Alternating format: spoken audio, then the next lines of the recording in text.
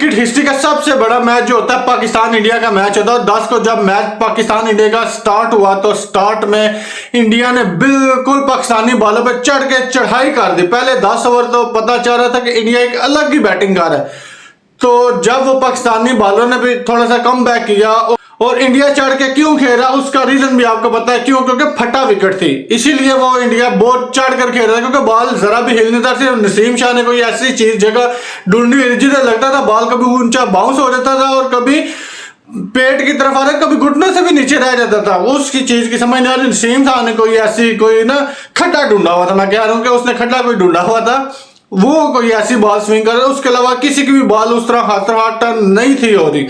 लेकिन मैं साथ साथ बताऊं कि लेकिन शुभम गिल और रोहित शर्मा ने बहुत कमाल का स्टार्ट दिया है जी। शुभम गिल और रोहित शर्मा ने आते साथ ही प्रेशर को हटा दिया। पहले ओवर में छक्का चौका लगा के एक अच्छा माहौल बैटिंग बॉल क्रिएट कर दिया, जैसे कि विकेट थी, क्योंकि विकेट बैटिंग विकेट थी। लेकिन मुझे समझ नहीं आ रही कि इसमें किस बंदे का कसूर है कि बाबर आजम ने टॉस जीता और सेकंड बैटिंग करने का ऐलान किया। मैं सारे कैप्टन का कह, लेकिन मैं ऐसा कह रहा हूं कि मैं अफरीदी का इंटरव्यू देख रहा था, कहता है कि भाई साहब ये डिसीजन सिर्फ कैप्टन का नहीं होता, ये पूरी पीछे मैनेजमेंट बैठ के वो ऐसा डिसाइड करती है कि अगर टॉस जीत गए तो क्या करेंगे, पहली बैटिंग करेंगे दूसरी बैटिंग करेंगे, वो डिसीजन सारा पीछे बैठ के होता है। अगर सिर्फ कह रहा है कि बाबर आजम की गलती है, वो बाबर आजम की गलती नहीं है। बाबर आजम के पीछे टीम ने बैठ के सोचा होगा कि कोचेस वगैरह ने कि फ्रेश विकेट है, हो सकता है सीम सिंह थोड़ी सी बालों को हेल्प मिल जाए, लेकिन बिल्कुल भाई साहब नहीं मिली, जो कि आपने मैच में देखा भी। और भारत ने बहुत अच्छी परफॉर्मेंस दी। भारत की परफॉर्मेंस ऐसी देख के दिल खुश हो गया, मतलब कि बहुत टाइम बाद इंडिया की ऐसी परफॉर्मेंस देखने को मिली है। वैसे वो डर डर के ही खेल रहे थे, लेकिन इस मैच में वो चढ़ के खेल रहे थे।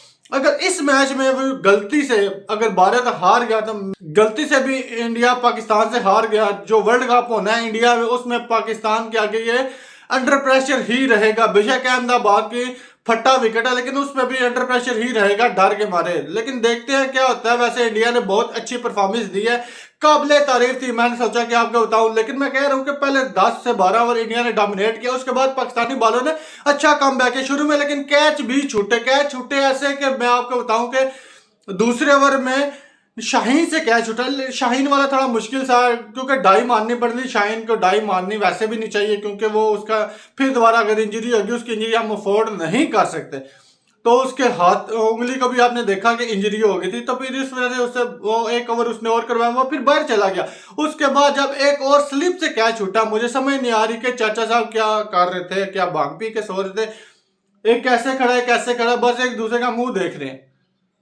सलमान अली आगा भी था, लेकिन वो थोड़ा सा परे था, उसका कैच नहीं था बनता। बेसिकली कैच बनता था चाचे का, इफ्तिखार अहमद का कैच बनता था, लेकिन वो कर नहीं पाए। जो वो समझ रहा था पता नहीं रिजवान सुपरमैन है, रिजवान सुपरमैन वाली डाई मार के आ जाएगा कैच। वो भाई साहब वो आपका कैच आप करें तो सही ना, आपके हाथ नीचे है, बॉल आपके कानों के पास है जा रहा है, लेकिन आपने तवज्जो नहीं दी। क्या हुआ, कैच रह गया और पाकिस्तान में प्रेशर बिल्ट हो गया। लेकिन बहरहाल पाकिस्तान ने अच्छा कम बैक किया। इंडिया ने 24 ओवरों पे 147 स्कोर बनाए, 2 विकेटों के नुकसान पे। अब के राहुल और कोहली खेल रहे हैं, विराट कोहली के दोनों है अच्छे प्लेयर, 300 तक स्कोर जाएगा। पाकिस्तान वो कह रहे हैं ना कि पाकिस्तान की अब छुट्टी है, वो भाई साहब विकेट है ही बैटिंग विकेट, इसमें कोई ऐसी दुराई नहीं है। 300 रन इधर बढ़ेगा, इधर T20 में भी 200 रन बढ़ता है, एवरेज 190 195 स्कोर बढ़ता है। इस हिसाब से आप हिसाब लगा लें कि इधर बैटिंग विकेट है और बहुत ही कमाल की बैटिंग विकेट होने वाली है, बिल्कुल फ्लैट विकेट, रोड कह सकते हैं आप इसे।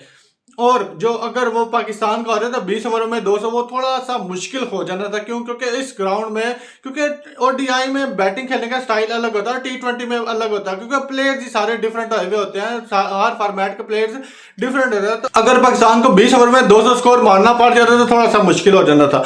आपका क्या ख्याल, अपनी राय कमेंट बॉक्स में दे। वीडियो को मैं करता हूँ खत्म। हाँ, अगर अभी तक मेरी आप वीडियो देख रहे हैं, मेरे पेज को फॉलो करो, अगर YouTube पे देख रहे हैं मेरे चैनल को सब्सक्राइब करें। वीडियो को मैं करता हूँ खत्म, मिलते हैं नेक्स्ट वीडियो, तब तक के लिए।